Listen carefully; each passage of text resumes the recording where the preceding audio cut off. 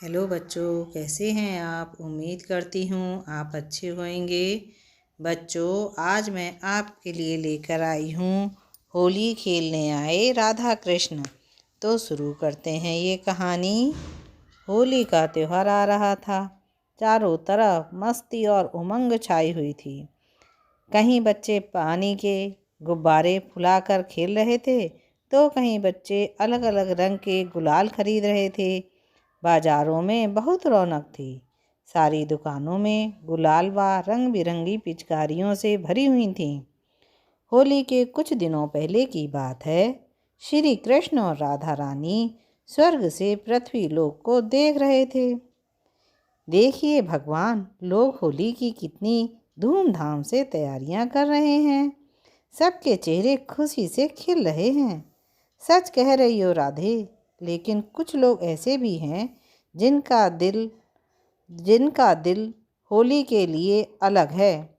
मुझे ऐसा कोई घर दिखाई नहीं दे रहा है भगवान। आप किसकी बात कर रहे हैं? उधर देखो राधा रानी, एक एकांत झोपड़ी नजर आई। ये किसकी झोपड़ी है भगवान? ये मेरे अनन्य भक्त की झोपड़ी है। ये बहुत गरीब बुढ़ी है। 2 साल पहले एक भयानक हादसे में इसके पति व बेटी को इससे छीन लिया था। लेकिन तब भी इसकी मुझ में आस्था कम नहीं हुई।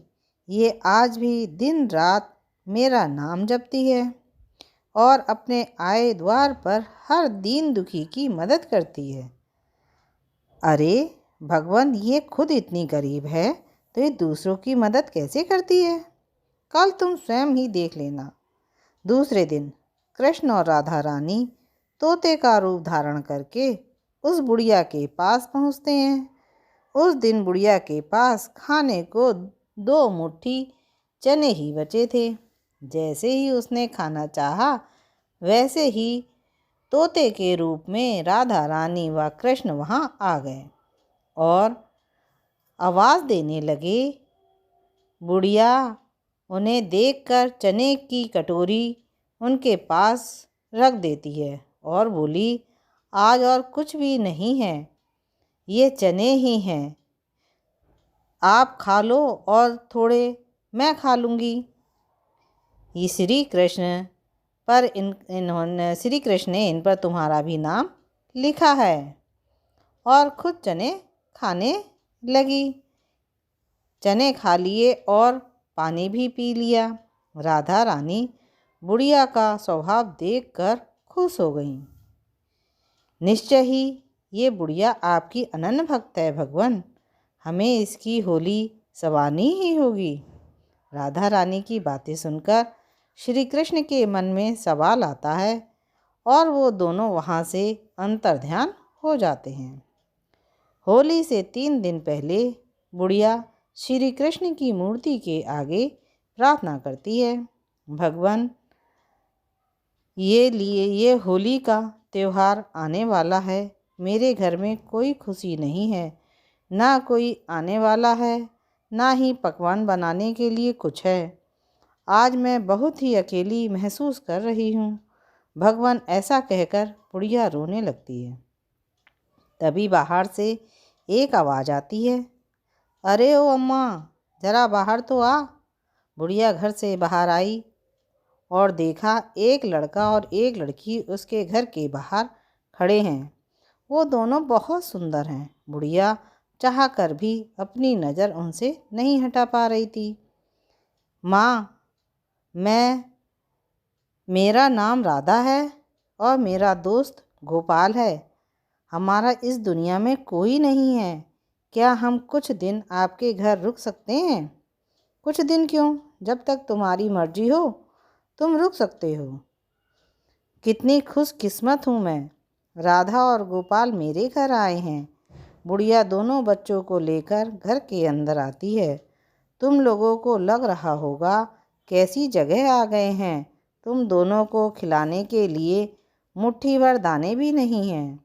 काम धंधा चौपट हो गया है। एक वक्त ऐसा था कि इस घर में खूब रौनक रहती थी।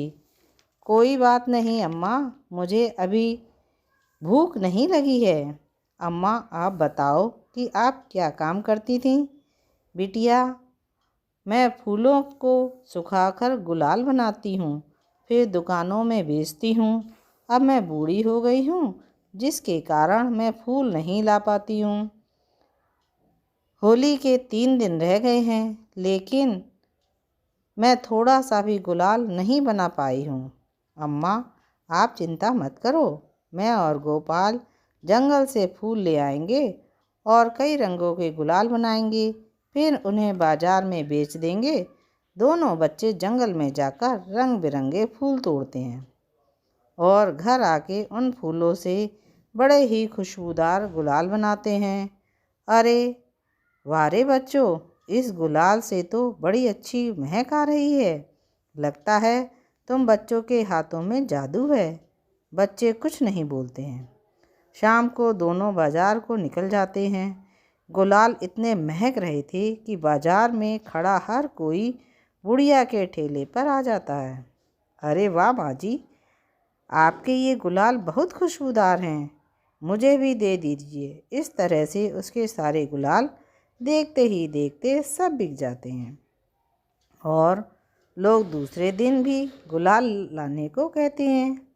बुढ़िया कहती है, अरे वाह बच्चों, आज काफ़ी पैसे मिल गए हैं।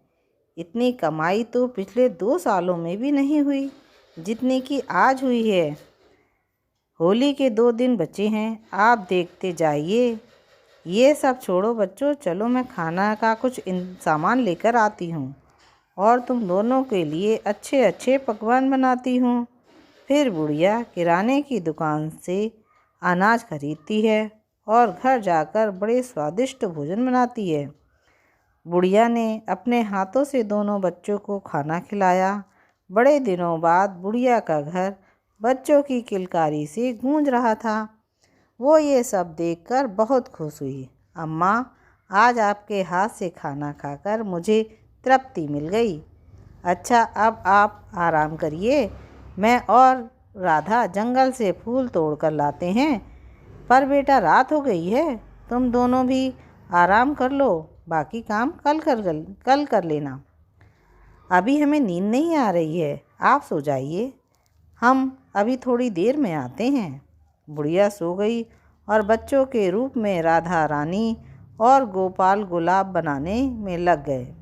अगली सुबह जब बुढ़िया सोकर उठी तो उसकी आंखें चौंधिया गईं। उसके चारों तरफ खुशबू ही खुशबू थी। इतने सारे गुलाल का मेला लगा था। महक इतनी अच्छी थी कि कमरे से बाहर जाने का मन ही नहीं कर रहा था। उस दिन बाजार में 1 घंटे के अंदर ही उनके बनाए सारे गुलाल बिक गए। बच्चों के बनाए गुलाल पिचकारी और रंगों पर भारी पड़ गए। लोग महंगी कीमत पर भी उन गुलाब को लेने के लिए तैयार थे। बुढ़िया ने उन पर पैसे जमा हो गए और काफ़ी उनकी बाकी की ज़िंदगी आसानी से कट जाएगी। होली का त्यौहार आ गया। बच्चों, तुम दोनों मेरे घर साक्षात भगवान बनकर आए हो। मैं तुम दोनों का एहसान कभी नहीं चुका सकती। अम्मा, आप बस ऐसे ही अपने हाथों से खाना खिला दिया करिए, हमें बाकी कुछ नहीं चाहिए। ज़रूर बच्चों, भला ये कोई कहने की बात है। आज तुम दोनों ने साबित कर दिया कि तुम दोनों राधा कृष्ण का रूप हो। चलो तैयार हो जाओ, मैं वहाँ तुम दोनों के कपड़े रख दिए हैं। फिर हम भोजन करके होली खेलने के लिए चलेंगे। उसके बाद वो दोनों बच्चे रंग बिरंगे कपड़े पहनकर बुढ़िया के पास आए। बुढ़िया उन बच्चों को देखकर बहुत खुश हुई। बुढ़िया ने उन दोनों को फूलों से श्रृंगार किया और अपने हाथों से दोनों को पकवान खिलाए। फिर सब नगर में जाकर सबके साथ होली खेलने लगे। अगली सुबह जब बुढ़िया जागी तो उसे राधा और गोपाल नजर नहीं आए। बस भगवान की मूर्ति के चरणों में दिया जल रहा था। जब बुढ़िया मूर्ति के पास गई तो उसने वही खुशबू देखी और बहुत तेजी से वो खुशबू आ रही थी जो राधा रानी और गोपाल के बनाए गुलाब से आ रही थी।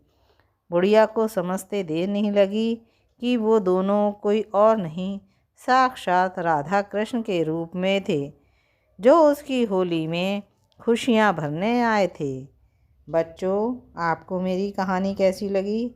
अच्छी लगी तो जल्दी से मेरे चैनल को लाइक कीजिए, शेयर कीजिए और सब्सक्राइब कीजिए, जिससे मैं आपके लिए और अच्छियाँ कहानी लेकर आऊँ। फिर मिलते हैं नई कहानी के साथ। बाय।